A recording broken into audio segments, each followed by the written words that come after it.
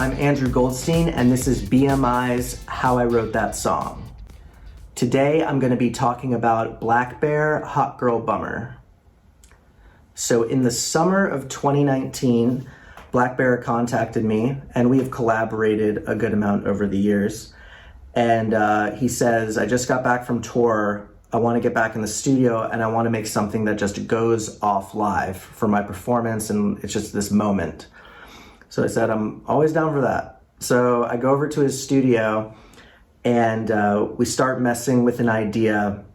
So we're trying to think of like big concept or something cool. So I had some track idea we were messing with for like an hour or two.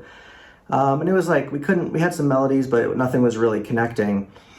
And he asked me if I have any other ideas floating around. And I remembered just the other day on the piano, I had messed with this thing, and I was telling him, I was like, this is either really bad or maybe it's really good. I don't know.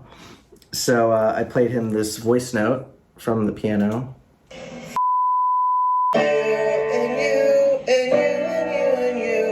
Traded this talk, but I traded this too. I do. To turn up this blood, then I think it gets screwed. So he's like, I like that. Let's mess with that. So we start messing with that idea, and he changes some melodies, and we start kind of filling in some of the lyrics. And so we had like the FU part. We had, I hate your friends and they hate me too. I'm through. And we couldn't figure out this last line. So we started building out the track. So first he was like, let me play some guitar. So he played these guitar chords on electric guitar with his finger. And it sounded really cool, kind of like Red Hot Chili Peppers or something. So we laid that in. We started building out the verse and the parts.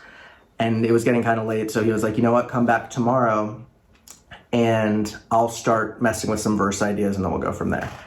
So I come back the next day and he's like, yo, I actually wrote this verse this morning. What do you think of this? And he plays it and it's that Hot Girl Bummer anthem, turn it up and throw a tantrum. And I was like, and it was just this whole verse about pretty much how he thinks going to the club is stupid. And, he's sober, so he doesn't really relate to that scene anymore, really. So that was, I just thought it was cool, kind of like a cool, it went with the concept we were talking about in the hook here. So we're messing with it, we still can't get the end of the chorus. We're just like, for a couple hours, we're like, it's almost there, we're filling in different lyrics, we try all these lyric options, and everything didn't quite sound like it was wrapping up the chorus right, or really the concept into what was happening. So we're sitting there listening, and he goes, what if we took the first line of the verse and moved that to the last line of the chorus? So I moved it there and we play it back and we listen to it, it plays through, and we were like, oh, okay, now we're getting somewhere.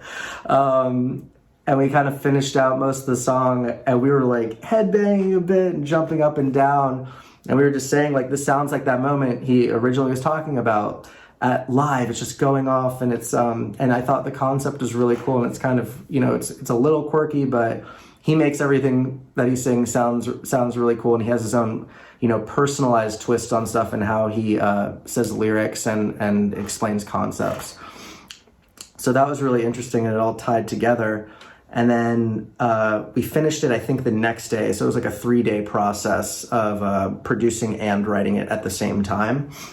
And we sent it in to the label, and they were like, we want to go with this like ASAP, like next month maybe. So we got it mixed, and then it came out a month later. And it was just cool to see the reaction of people. I feel like, when we heard it, we were really excited. So it was cool that other people were reacting that way too. And yeah, that's pretty much it. So that's Black Bear, Hot Girl Bummer.